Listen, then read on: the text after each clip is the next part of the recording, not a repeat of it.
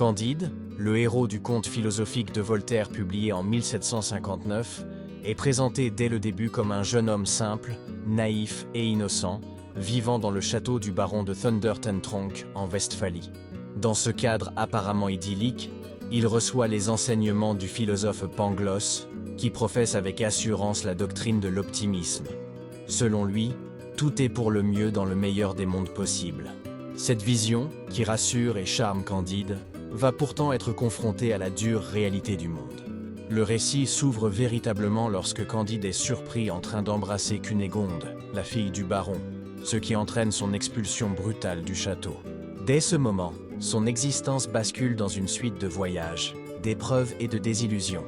Recruté de force dans l'armée bulgare, il découvre l'horreur de la guerre, les massacres et les destructions absurdes, qui contredisent déjà les enseignements de Pangloss. Après avoir fui ce carnage, il erre et rencontre l'anabaptiste Jacques, figure de bonté et de générosité, qui l'aide.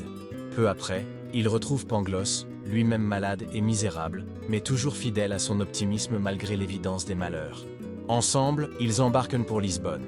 Mais une tempête fait périr Jacques, et en arrivant, Candide et Pangloss assistent aux conséquences dévastatrices du tremblement de terre qui a frappé la ville.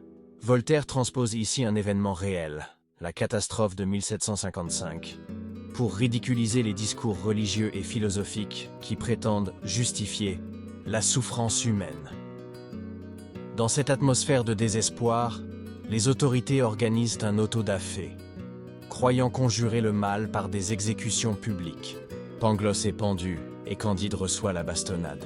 Candide, blessé et seul, est recueilli par une vieille femme mystérieuse qui l'amène auprès de Cunégonde. Celle-ci raconte avoir survécu à des violences terribles, pillages, viols, esclavage, humiliation, autant d'épreuves qui révèlent la cruauté des hommes. Malgré son amour intact pour elle, Candide doit à nouveau fuir avec elle et la vieille femme. Ils rejoignent Cadix, puis embarquent vers le Nouveau Monde. Commence alors une série d'aventures en Amérique du Sud.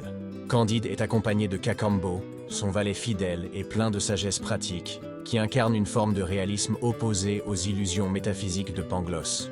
Au Paraguay, Candide tue le frère de Cunégonde, devenu jésuite, qui refusait leur mariage. Il doit s'enfuir à nouveau. Son errance le conduit avec Cacambo à un épisode central, la découverte d'Eldorado. Ce pays mythique est décrit comme une utopie, un royaume prospère, tolérant, pacifique, sans injustice ni pauvreté, où l'or et les pierres précieuses n'ont aucune valeur. Candide y vit un moment de bonheur et de sécurité, mais il choisit malgré tout de partir, car il veut retrouver Cunégonde. Il emporte une immense fortune en pierres précieuses, mais très vite, au fil du voyage, il se fait dépouiller et tromper, perdant presque tout. Ce passage illustre l'incapacité de Candide à reconnaître la chance d'un bonheur simple et sûr, préférant poursuivre un idéal inaccessible. Dans ses pérégrinations, Candide rencontre de nombreux personnages qui apportent chacun une vision du monde. Le pessimiste Martin, désabusé par l'expérience humaine, qui lui oppose une vision sombre et réaliste, des marchands cupides, des esclaves mutilés, des rois détrônés, des religieux corrompus, tous symboles des travers de l'humanité.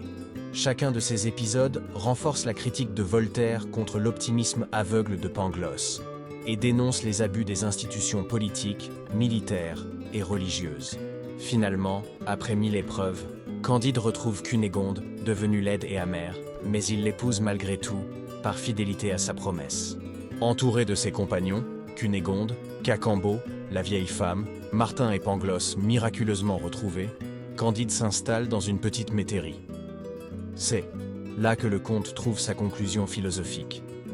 Après avoir traversé tant de malheurs et entendu tant de discours contradictoires, Candide comprend que les spéculations philosophiques sur le mal et le bien ne mènent à rien. Pangloss continue d'énoncer ses doctrines, mais Candide réplique par la phrase célèbre « Il faut cultiver notre jardin ». Cette conclusion, à la fois simple et profonde, traduit le message de Voltaire.